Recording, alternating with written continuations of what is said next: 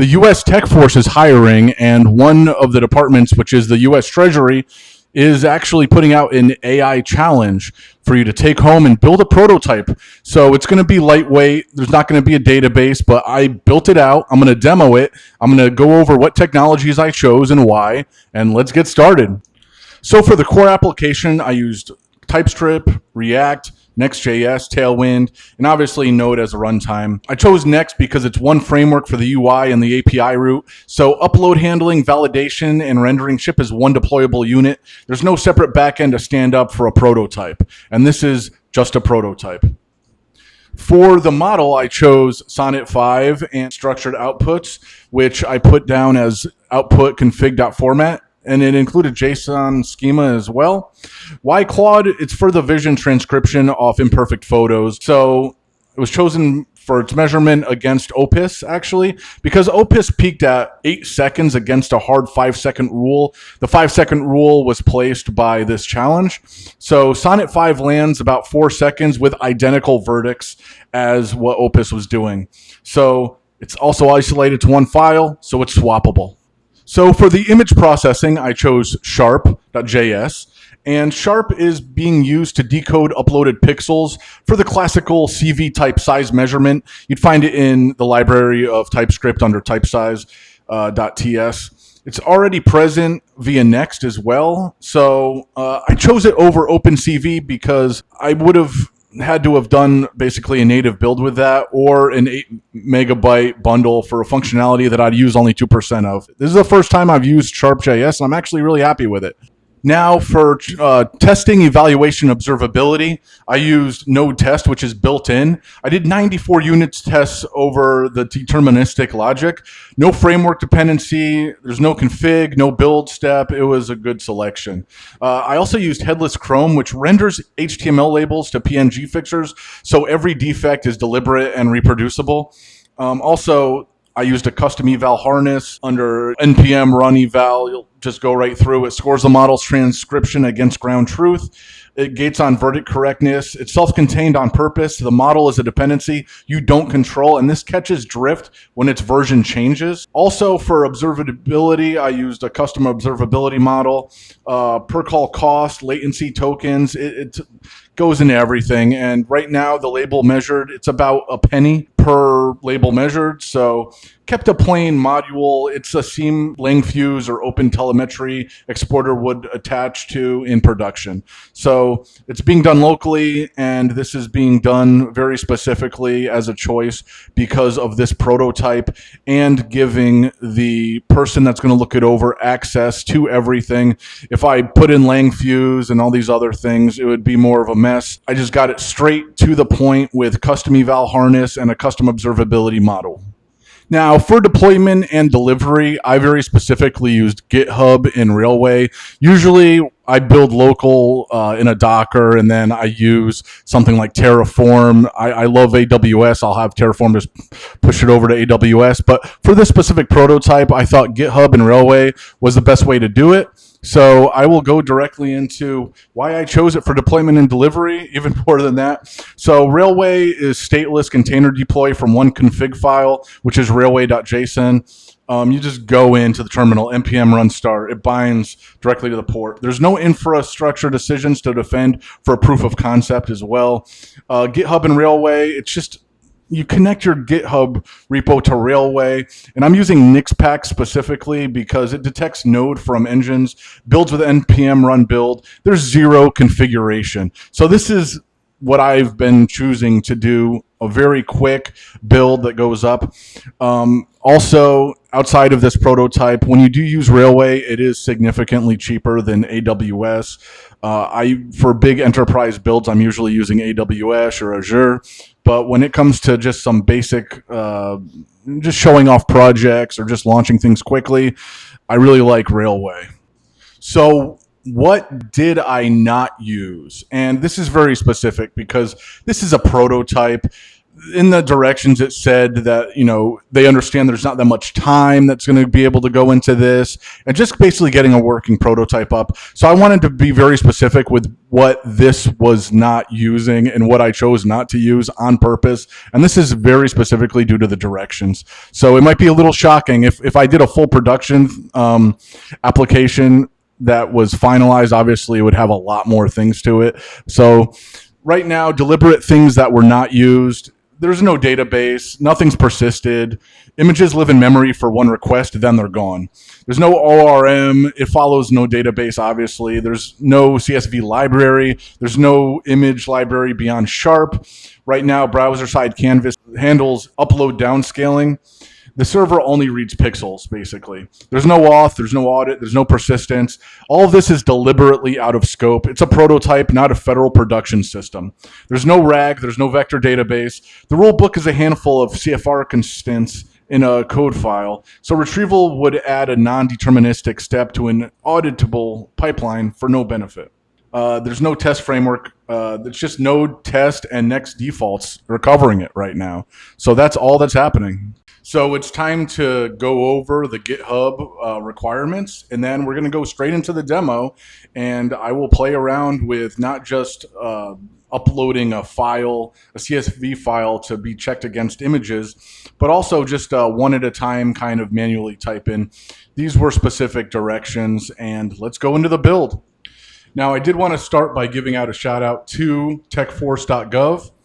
Answer the call. I love how they're actually doing cyberpunk things in here. So just a big shout out if you are interested in working for the government and being a US Patriot, check out US Tech Force. So now looking at the GitHub, which has the instructions, and this is all from the Treasury, this is the take home, you can see that it's an AI-powered alcohol label verification app is what they're looking to build. This is what we're doing with everything. There are some interview notes basically where they went over something the customer may want, and then there's additional context, and they're talking in here about like basically requirements. The sample label, you need a brand name, a class type, alcohol content, just basically what they're really looking for. And then the deliverables are obviously the source code repo, which is your GitHub or similar. I obviously am using GitHub. And then the deployed application URL, which will be Railway. So you also, the evaluation criteria, we need to make sure to cover all of these things, which I will be putting in my GitHub. So this is in a TTP label verifier, and my GitHub account is called Secret Git Account because it's so mysterious. So in the README, just making sure that everything's answered. When I'm done with this video, I'm probably going to put the video right here. So with that, let's get to the build. So obviously from GitHub, connect with Railway. Here's Railway. It's online. So here we go. You can see that the requirements are all here. And this is if somebody were to manually type it in. Then they have to choose the label to run against what they typed in. But most people don't do that. It takes a long time. So the real thing is having a CSV with specific columns, so you could put in multiple things to test against. So you can upload all the images, multiple here at a time, or hundreds of even things to be checked. So with this, I created just one.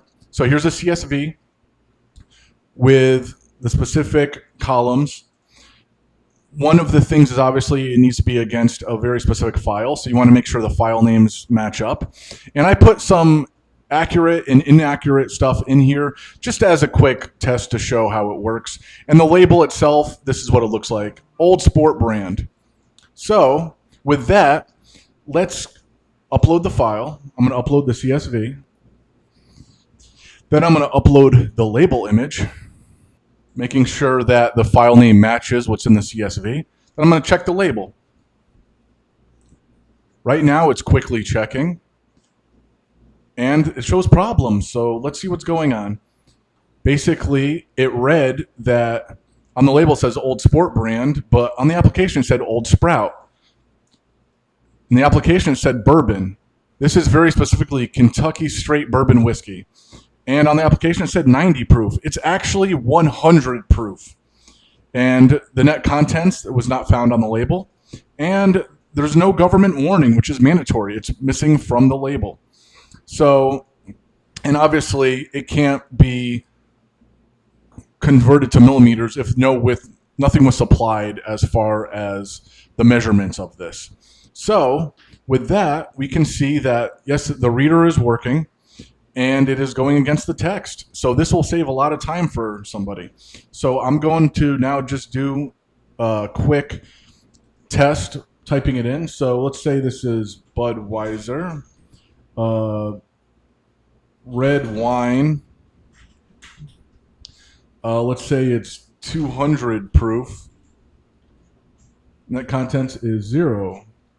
Just to basically show that it's going to go against, again, what's real, what's not. And here's the label artwork. And this is one at a time as an option. And obviously, it's probably going to be CSV file.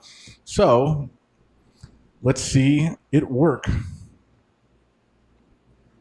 Yep, you can see it's not Budweiser, it's Old Sport brand. So what this is successfully doing is reading the labels. And this checked in 4.5 seconds, which has to be under 5 seconds per requirements. So this is working. Now let me get into the observability and evaluation aspects of this. So right now I am in the terminal and I am going to run npm run eval. You'll see the costs as I'm running. You can see 8 model calls right now. And this is all being done locally, by the way. I'm not running it directly on the server on Railway. You can see right here what's being done. So you can see, looking at here, the transcription evaluation of 8 fixtures with 1 run and 8 model calls. So the tier 2 is end-to-end verdict, which is at the gate. And then the transcription fidelity, the diagnostic, which is tier 1. All together here, you can see how things are passing or they're failing. 8 calls, about 10 cents for 8. So it's about 0.127 cents each. So it's about a little over a penny for each that's being run. And this is my quick evaluation. And now I'm going to get directly into the live observability endpoint. So I uploaded 3 real quick to run tests, and then as you can see, /API/observability, it has the 3 in there that it is doing. I could also do this in the terminal, and you can see the information coming right out. The Railway deployment also has the same endpoint, so I could do that also. Let me actually grab that URL, because that one I did locally. This one I will do against Railway, and you will see more information. Prototype, so it's rougher, but it's all in there, and I believe this is good enough for that whole US Treasury AI challenge. So that was a really fun, quick US Treasury AI engineer challenge. It's a really lightweight prototype. Obviously, to get something into production, you need a lot more things, especially not just auth, but databases, just persistence in general. But that was a lot of fun. It was a quick, fun little project. And thanks for watching.